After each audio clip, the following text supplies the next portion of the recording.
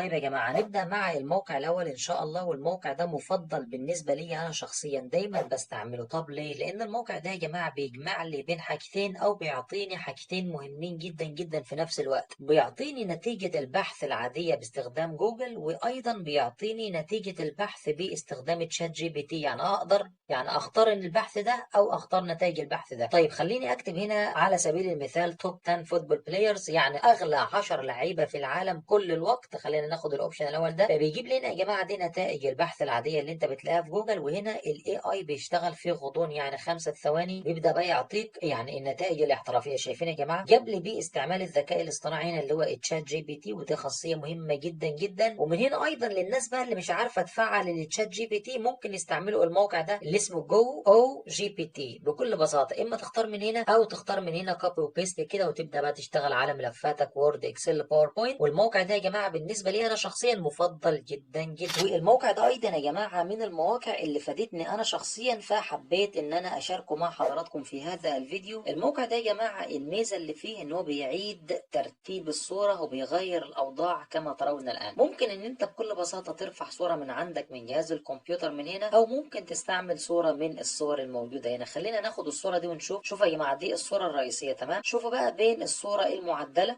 كده، طبعا هيبقى في فرق. طبعا دي الصوره الرئيسيه اهي، تمام؟ شوفوا بس ترتيب الغرفه كده، ده طبعا الغرفه الجديده، الوان جديده، ويعني التزيينات اللي موجوده على الحائط مختلفه عندي، تمام؟ شايفين؟ ايضا دي شكل ثالث، ده شكل رابع. ممكن الصورة لو مش عاجباك اضغط هنا كده يبدأ يحمل لي صورة جديدة، او يعمل جنريت او توليد لصورة جديدة، تمام كده؟ وهكذا، تمام؟ ممكن ان انا احمل الصورة من هنا بتقنية الاتش دي بكل بساطة. لو خدت صورة انسان وليكن الصورة دي، هيبدأ يعيد لي توليد صور جديدة يعني تشبه الصور الصور القديمة زي ما حضراتكم، او الصورة الاساسية اللي هنا. تقدروا يا جماعة انكم تجربوا الموقع ده في البيت. هيجي وقت وهتحتاجوه، صدقوني، زي ما انا جه علي وقت واحتاجته، فحضراتكم ايضا هيجي عليكم وقت وتحتاجوا هذا الموقع ده يا جماعه. بصراحه كده عظمه على عظمه. طب ليه؟ لان انا احيانا بعمل فيديوهات قصيره على الانستجرام اللي هي الانستجرام ريلز كما هو مكتوب الان، او على التيك توك، او على اليوتيوب شورتس، او حتى على الفيسبوك ريلز، تمام؟ بس احيانا مش ببقى عارف انا هقول ايه، فعايز سكريبت او عايز نص بسرعه كده ينكتب لي، فبستعمل الموقع ده اللي اسمه سكريبت. موقع رائع جدا. المواقع الثلاثه يا جماعه اللي شرحتهم في الفيديو ده لا تحتاج لتسجيل، لا تحتاج لكريدتس، لا تحتاج لاي شيء. بتيجي هنا بكل بساطه اضغط على كلمه ستارت فور فري، تمام؟ بيقول لك بكل بساطه حط هنا عنوان الفيديو. خلينا اكتب مثلا eating too much يعني الاكل الكثير، تمام؟ حط ايضا شورت فيديو ديسكريبشن، يعني ابدا حط بقى وصف للفيديو هنا. خلينا نكتب ايضا eating too much is مثلا too bad to your مثلا health، تمام كده؟ تمام. وبعدين بتختار اللانجوج. للاسف اللغه العربيه مش متوفره، الانجليش والاسبانيش والفرنش والهندي. وطبعا هنا مستوى الكتابه اما رسمي مش رسمي خيالي بروفيشنال وهكذا. خلينا ناخد بروفيشنال من هنا، وبعدين اضغط على كلمه جنريت سكريبت. وهنا بيقول لك التايم من 30 ل 60 ثانية. ممكن انت تخليهم 60 ثانية بس، او 30 ثانية بس، او تخليهم في الوسط. خلينا نقول في الوسط، وبعدين نضغط على كلمة جنريت سكريبت. احيانا يا جماعة احيانا بياخد بعض الوقت، ولكن في معظم الاحيان ان شاء الله بيشتغل على طول. فننتظر ونشوف مع بعض. شوف يا جماعة كده بدأ يكتب لي معايا الفيديو القصير او السكريبت او النص اللي انا هقوله في الفيديو القصير بمنتهى البساطة، دون بقى ايه، دون ان انا بقى اقعد اجمع معلومات او اعمل كوبي وبيست او ابحث على الانترنت. بكل بساطة استعملت الموقع رائع جدا ده المجاني اللي زي ما قلت قبل كده لا تسجيل ولا كريدتس ولا اي شيء. الموقع ده ايضا يا جماعة من المواقع المهمة جدا جدا الموجودة على شبكة الانترنت. موقع اسمه Perplexity، موقع رائع جدا شبيه تماما بتقنية التشات جي بي تي. ولكن الفرق الوحيد بين الموقع ده وبقية المواقع ان الموقع ده يا جماعة بيبحث مباشرة على شبكة الانترنت، انما التشات جي بي تي عبارة عن قاعدة بيانات ضخمة جدا بيتم تحديثها يوميا او شهريا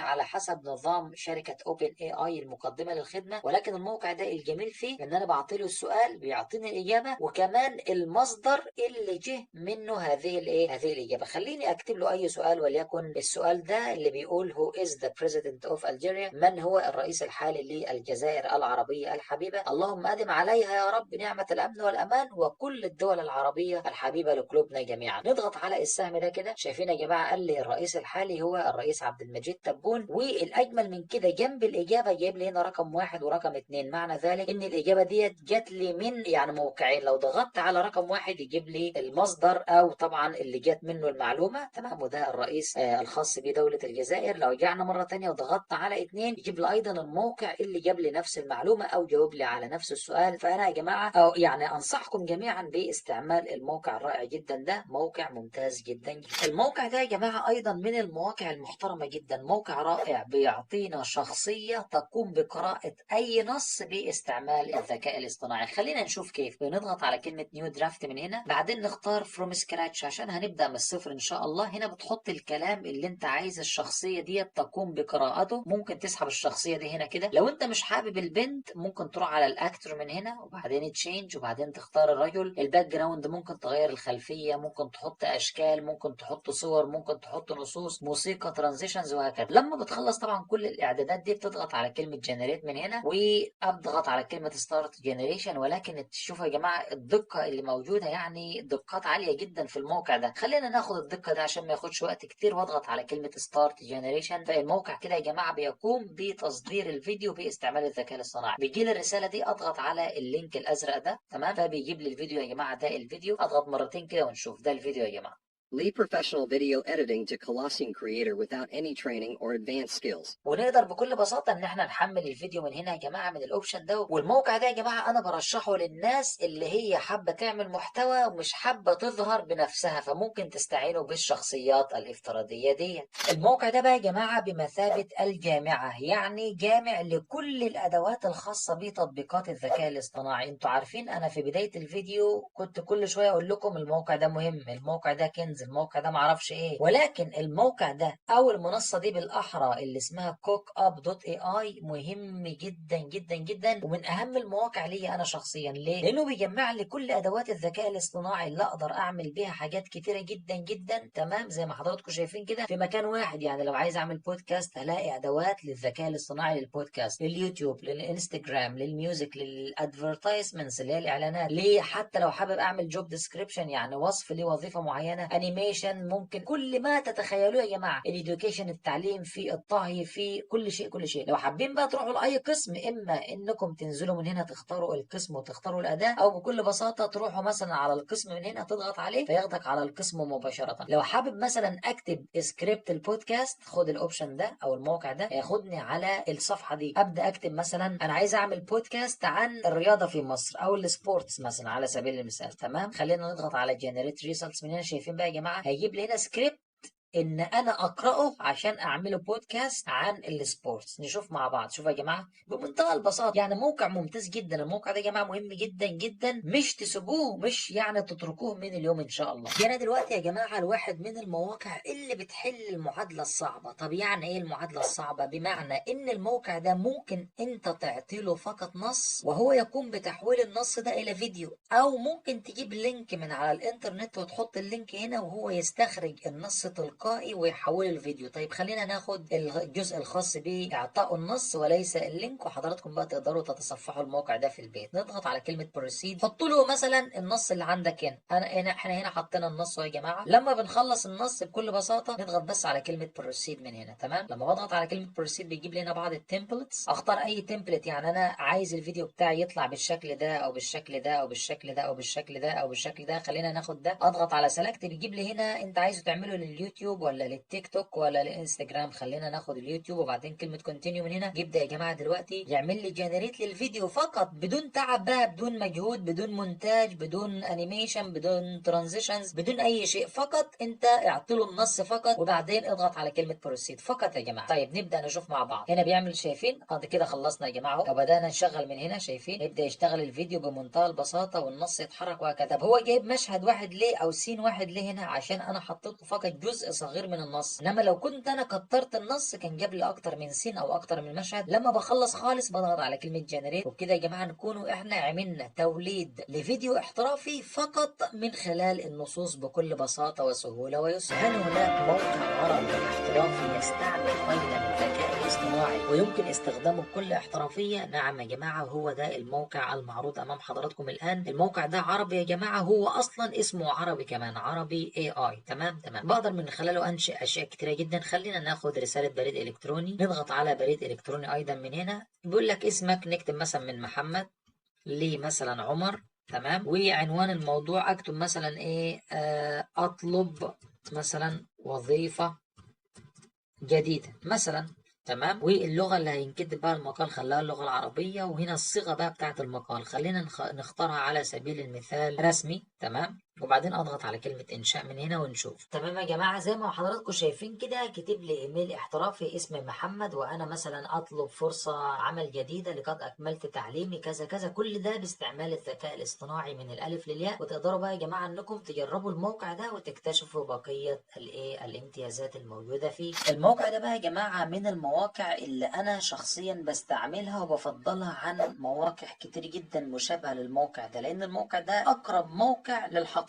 صراحة. يعني الموقع ده اسمه ttsmp3.net، تمام. بيحول النص الى كلام مقروء او كلام صوتي. يعني بتيجي من هنا تختار نوع او اللغة اللي انت هتحطها للنص. يعني لو حطينا هنا نص باللغة العربية نبدأ نختار من هنا عربي، حطينا لغة انجليزية نبدأ نحط انجليش وهكذا، تمام. وكل ما عليك فعله فقط ان انت تنزل لتحت وتضغط على كلمة convert to speech اللي هي المربع الاخضر ده. ولما بيتم تحويل النص ده الى ملف صوتي بيجيب لي الاوبشن ده كده. اشغل ونشوف. الملفات الصوتية والمرئية بطريقة سهلة بمساعدة الأصوات الواقعية من النص. لو حابب بقى تحمل الملف الصوتي ده بكل بساطة اضغط على كلمة داونلود MP3 من هنا، فبيتم التحميل بكل بساطة. وده يا جماعة أفضل موقع وأقرب موقع إلى الحقيقة. وصلنا دلوقتي يا جماعة للموقع الأخير معانا في فيديو اليوم إن شاء الله، والموقع ده اسمه ديزاينيفاي. الموقع ده بقى يا جماعة من المواقع المهمة جدا جدا اللي بتمكنك من إنشاء عرض تقديمي احترافي بدون تعب، بدون مجهود، بدون ما تبحث على معلومات على الإنترنت ولا أي شيء. فقط بتيجي تكتب اسم البرزنتيشن أو العرض الاحترافي اللي انت حابب تعمله تلقائيا هنا، وليكن خلينا نكتب AI tools، تمام. وبعدين اضغط على مفتاح انتر من الكيبورد. شايفين يا جماعه دلوقتي بيعمل لي creating a presentation، يعني بينشئ لي العرض التقديمي الاحترافي. والموقع ده يا جماعه حتى لا اطيل على حضراتكم، لو عجبكم الموقع ده انا شرحته بالكامل في فيديو مستقل على هذه القناه ان شاء الله، وهترك لحضراتكم الرابط المباشر لهذا الشرح الكامل في صندوق وصف هذا الفيديو باذن الله تعالى. هو تلقائيا بيعمل لك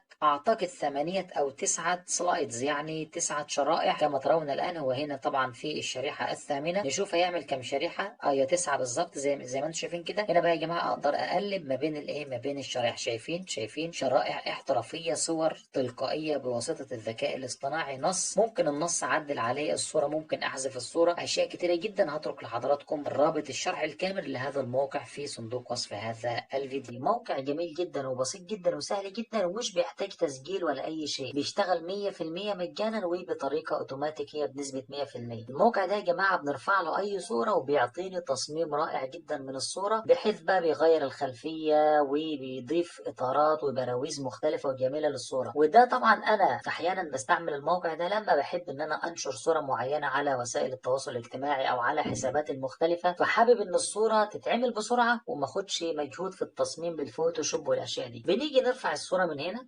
وبعدين نختار الصورة، وليكن صورتي أنا الشخصية. شوفوا يا جماعة دي الصورة بتاعت الشخصية. شوفوا بقى الموقع هيعطيك تصاميم مختلفة رائعة جدا للصورة الأساسية. شايفين كل دي يا جماعة تصاميم أهي، تصاميم. شايفين في طبعا القسم اللي فوق خاص بالبراويز، القسم اللي تحت بقى خاص بإن هو بيحط الصورة فيه مثلا أشياء مختلفة زي جوال أو شيء. يعني ابدأوا بقى اختاروا التصميم اللي انتوا شايفينه مناسب لكم. يعني لو اخترنا مثلا التصميم ده وحابب أحمل التصميم أضغط على كلمة داونلود من هنا، يتم التحميل يا جماعة. أضغط على كلمة اوبن نشوف التصميم مع بعض، وبكده بقى تنشروا على السوشيال ميديا، تعملوا صورة شخصية وهكذا يا جماعة. وبكده أكون وصلت إلى نهاية هذا الفيديو.